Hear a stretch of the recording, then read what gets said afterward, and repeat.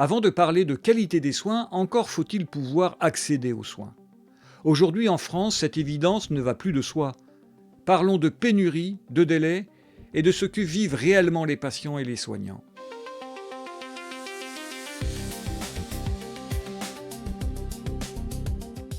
Dans cet épisode, je vais vous parler du cœur battant de la santé, le soin, mais aussi de ses failles actuelles.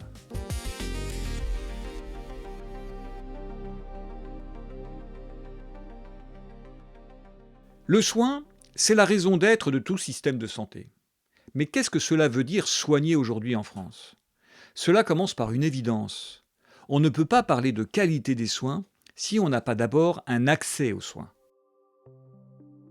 Et aujourd'hui, cet accès est l'un de nos plus grands points faibles.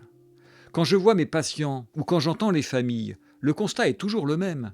Obtenir un rendez-vous devient de plus en plus compliqué. Un médecin généraliste qui ferme, ce sont des centaines de personnes sans suivi. Les spécialistes affichent parfois des délais de plusieurs mois. Les services hospitaliers sont saturés et l'attente devient la règle. Et pourtant, l'accès aux soins est bien le premier critère de qualité d'une structure de soins. Vous pouvez avoir la meilleure chirurgie du monde. Si seuls quelques patients y accèdent, ce n'est pas un système de santé de qualité. Comment en est-on arrivé là? En grande partie par choix politique. Le numerus clausus des années 80-90 a volontairement restreint le nombre de médecins formés. L'idée était simple, moins de médecins égale moins d'actes égale moins de dépenses. Mais réguler, ce n'est pas assécher. Fermer des lits d'hospitalisation relève de la même dynamique. Moins de soins égale moins de dépenses, et donc en fait, moins d'accès aux soins. Cette politique est curieuse, voire incompréhensible. Tout le monde le sait dans le monde de l'entreprise. Lorsque les difficultés surviennent, il faut réorganiser l'entreprise sur son cœur de métier, en l'occurrence le soin. Les économies sont donc à faire ailleurs. Dans la crise que nous traversons aujourd'hui, on a entendu les économies qu'il fallait faire. Réduction du prix de certains actes, limitation des arrêts de travail ou des déplacements en ambulance. Certes, cela doit être régulé, mais qui a entendu parler d'un contrôle plus strict de la gestion des caisses primaires d'assurance maladie, de l'optimisation des dépenses du ministère? Qui a entendu parler de l'évaluation de l'intérêt des ARS et de leurs coûts? Qui a entendu parler de la gestion des complémentaires santé qui, quoi qu'il arrive, préservent leurs marges? Nous avons aujourd'hui franchi la ligne, et aujourd'hui nous payons ces décisions avec une pénurie généralisée. Cette pénurie s'aggrave aussi par les modifications sociologiques du métier de soignant. La permanence des soins illustre bien ce problème.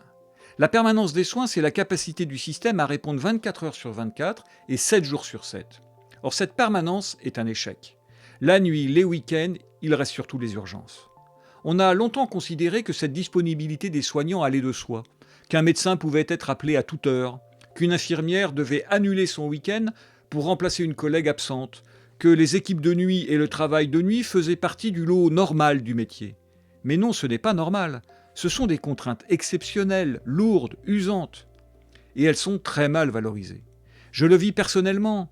Quand je prends l'astreinte régionale de neurochirurgie, je suis payé 80 € pour 24 heures de disponibilité. 80 € pour une responsabilité vitale, pour être réveillé à 2 heures du matin et aller au bloc opératoire. Ce n'est pas une valorisation, c'est une absurdité qui en dit long sur la reconnaissance du rôle et de l'utilité de la permanence des soins. Et c'est un repoussoir pour les jeunes générations.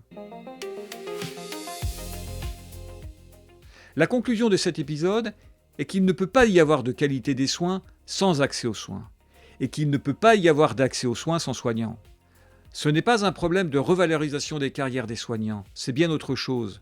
Il faut repenser le métier de soignant pour que ces métiers deviennent attractifs. Dans le prochain épisode, nous rentrerons dans le vif du sujet de la qualité des soins, ou plutôt de l'absence de politique qualité.